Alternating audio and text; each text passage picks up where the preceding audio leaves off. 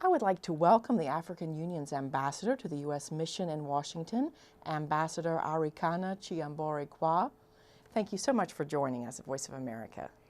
Thank you, Cindy, for having me. Ambassador, what kind of reaction has there been in Africa to the derogatory comments on immigrants from Africa attributed to President Trump? Well, let me start by saying, now that he has denied having said it, we are on neutral. However, prior to his denial, we were outraged, infuriated, disgusted, and really flat out abused. I'm wondering if it's not just so much the comments, which there is some dispute. Did he say exactly this word or was it a different word? With several people in the room saying that he did express the sentiment that he would rather have more immigrants from Norway or European countries. And also some of the recent policies from the Department of Homeland Security. And I'm just wondering, not just that one particular remark, but if you feel like the whole America First policy of the Trump administration, has that done any lasting damage to U.S.-African ties?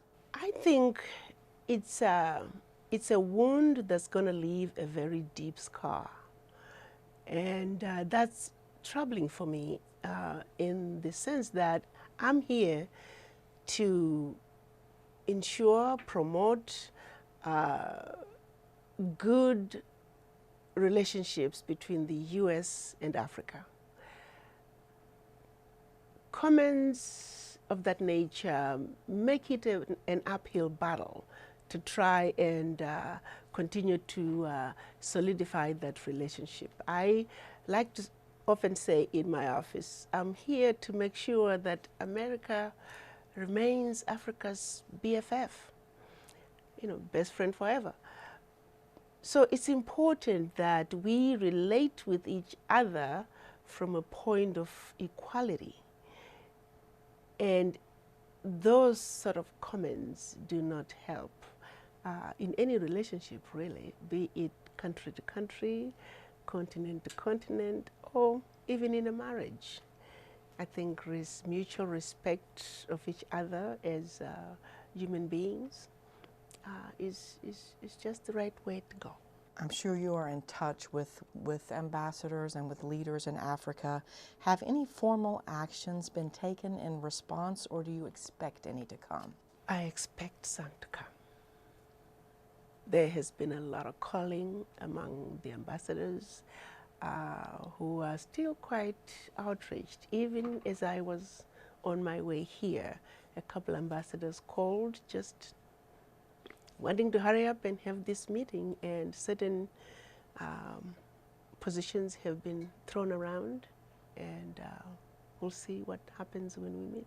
Is there anything you think the president could say or do to make amends and to clarify the situation? Do you think that he should make clear that those are not his views? It would be nice if you would categorically deny having said that. Which, of course, he has. But what's really difficult for all of us, we had the comments of Nigerians going back to their hearts. That was painful. And then when you look at just the overall picture for us as Africans, we are disrespected so often. And how we feel on any issue is irrelevant. At least that's the feeling we get. We are exploited, have been for centuries. The exploitation continues. We are taken for granted as Africans, and quite often you can't help but wonder sometimes. And it's not just the US, we're talking in general by other countries. How much of it has to do with the pigmentation in our skin? Because it's done so systematically, and it gets in the way of development on the continent. We have some of the best tourist attractions in the world, and yet we are enjoying just a fraction of the tourism dollars around the globe.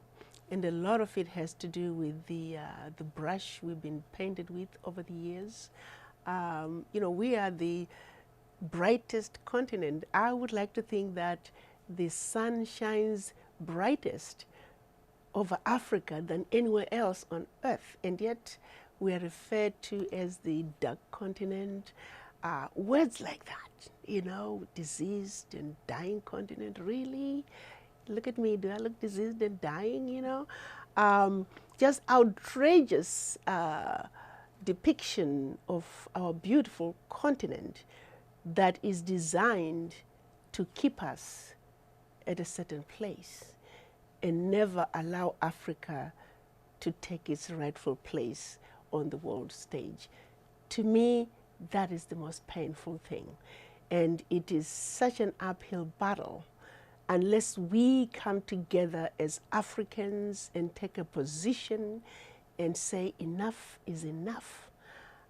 We can no longer continue to tolerate abuse of any kind, in any way, shape, or form from anybody, ally or foe. They will continue to do it. And by they, I mean really the world. Right, as you point out, other countries, France and other European countries are having similar issues with their immigration policies. Right, but Africa becomes a playground. We're like a football. They go there to just play and exploit it. I mean, you take, for example, you brought in France. I mean, if Africans, Francophone African countries, were to decide today that all French companies must get out of Africa, that all the monies that are going to France, estimated at hundreds of billions of dollars annually, if all that funding would stop going to France today, France will immediately become the third world country. And Africa no longer needs to be getting aid from anybody. If you look at the billions of dollars France is getting out of Africa every year, and then the fraction that they give back to Africa in the name of aid, out of what I like to call loot. They loot from us at night, and during the day they come back and give us a pittance of the loot in the name of aid. It is a joke. And how we Africans have tolerated this for centuries is sad. But you know, it's not too late. Right. We have got to change this situation. We have got to start benefiting from our God-given natural resources. And yet, if you look at our minerals, we get royalties. French companies swoop into Africa. They bring Frenchmen to come and work in the mines, any industry, in the oil rigs, and we get royalties, 12 to 15%. It's mind-boggling. Right. Completely mind-boggling. Before this latest incident, how was President Trump viewed broadly in Africa? Well, let me make this clear. America is Africa's best ally. That will never change. The Americans that I've lived with and grown to know over the past 40 years that I've lived in this country, the Americans that I've gotten to really know from a very deep level as a practicing physician have not changed. Amazing people. People that I met first as Peace Corps teachers in my high school back in Zimbabwe.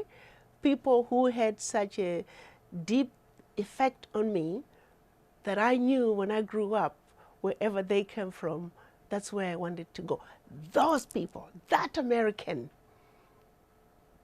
I've always loved and cherished. And so when President Trump came to be president, he was an American. We respect him. He is the leader of the free world. And so that was our approach to him. And we still would like to give him a chance to maintain that position among the Africans.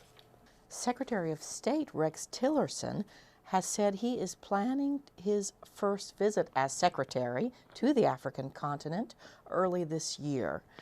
Do you think that the secretary should still go in light of these remarks, and do you think that he will make this visit? I think he should go. I have personally met Secretary Tillerson. Looks like a very nice man. Our relationship with America will continue. This is just a stumbling block. And I'm here to see to it that we have the best relationship with America that Africa can have.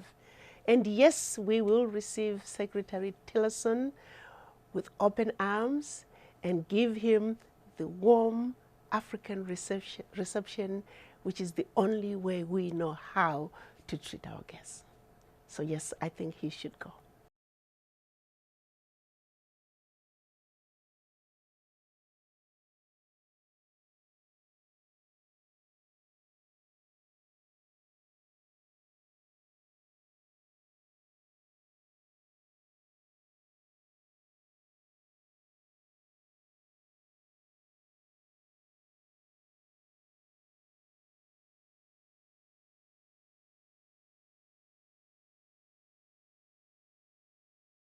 Well, I have to say it's not easy being a black person on Earth.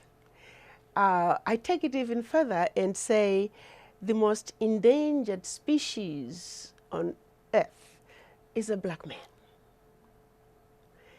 So when you look at it from that crude reality that we deal with on a daily basis as black people, it is very, very painful.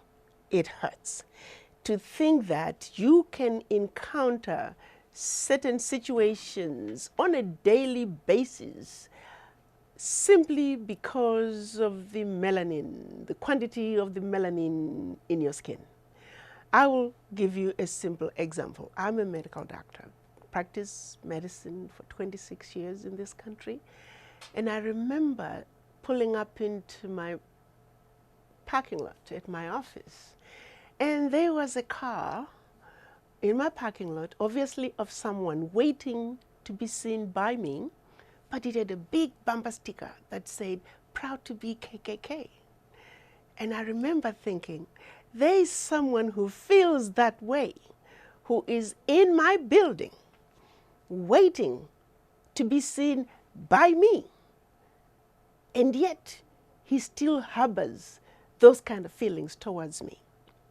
Even though I may walk into a room and say, "Oh, sir, you need to take off your clothes."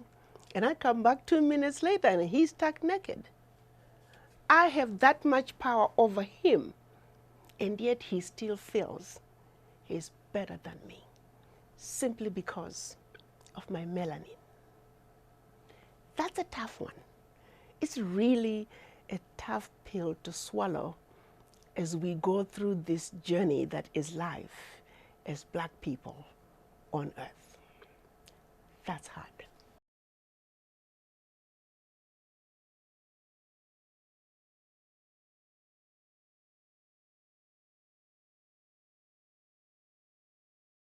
Oh my goodness. We love the United States. We value our relationship with the United States, which is why we would like to see us continue to get better and, like I said, be the BFF that we want America to be. And we hope America will reciprocate and also look at Africa as its BFF. We need each other. We must engage from a point of equality where we can mutually benefit from the relationship without one feeling superior to the other. And unless we can operate from that point of view, the new African is not going to put up with that. And that's something I'm going to do my best to impress to the US government, that we can no longer play this game with the old strategies. I liken our relationship to a basketball match. You know, when the coach calls his team to the sidelines and they're scribbling on their notepads, I often wonder what they're talking about. But my son then told me, he said, "Mommy, they're re-strategizing." We're at a point that America needs to re-strategize, because the game they're playing with Africa is a losing game.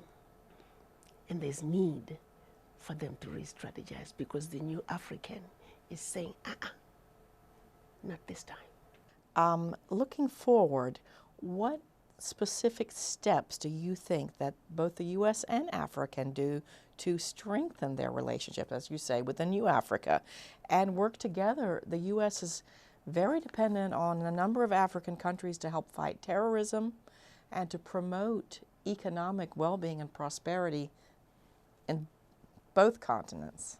Well, we continue to collaborate effectively. For example, terrorism, as you mentioned, we are collaborating in various areas with the US government. We have a working relationship, don't get me wrong. We have a very good, solid working relationship with the US government. That relationship needs to get better. It needs to continue to be solidified. And we need to get the sense that we are being treated as equals, not only by the United States, but all countries that are engaging Africa. More importantly, the uphill battle is with our former colonial masters. See, the relationship with America is not so difficult in the sense that it's not weighted down by the legacy of colonialism. So we can engage the United States because we feel like they understand what it means to have been colonized. And so that's an easier relationship to manage, which is why I truly believe America and Africa can be the best friends that they are designed to be. And we both parties just have to work at it with similar spirit. Can you tell me about the views expressed on immigrants? Is that going to be an issue at the next African Union meeting? Are there going to be meetings in Washington? Can you just tell me if that's going to be a big item on the agenda coming up? It is a big item on the agenda, and the heads of states are going to be talking about it, yes. They are furious. I'm just going to tell you like it is. They are furious. Like my daughter likes to say, fuming from every orifice. They are furious, yes. My chairman, he spoke to Ambassador Mary Beth, the U.S. ambassador to the AU, and he made his position very clear. So you think we will be hearing more, maybe formal reactions in the days to come? I don't know about from the AU, but I do know that it's on the agenda. Right. It's on the agenda, absolutely. Well, is there anything else that I have not covered, Ambassador, that you would like to say to our audience? I would like to say I am privileged to have lived the past 40 years in one of the most beautiful countries on earth, next to Africa, of course. Next to the African continent, absolutely. And I am very grateful to the American people for the reception that I've received. I am grateful to my patients for making me who I am today. I learned a lot by going through situations with my patients. I feel like I have experienced so much. And so I'm very grateful to my patients. And then lastly, the Africa Bureau staff, they are amazing at the State Department. I want to thank Assistant Secretary Yamamoto. He's an amazing guy. He has an amazing team, which is really makes the job a lot easier because they really are incredible people. I have worked more closely with them, and I'm very grateful to their ears. They listen, they care, and so to that extent, they're making my job a little bit easier. As you know, I am a medical doctor. I was not a career diplomat, a career politician, and so coming to an Africa bureau that has people who are so humble and grounded, it has made my job a lot easier. So I would like to make sure that people are aware that there are many aspects of what is happening here that are going to be lost in the shuffle. I have met some incredible people working for the State Department, and I like to make it clear that I am very grateful for their friendship and how well they have received me. Thank you so much. It's a real pleasure talking to you. Thank you again for having me.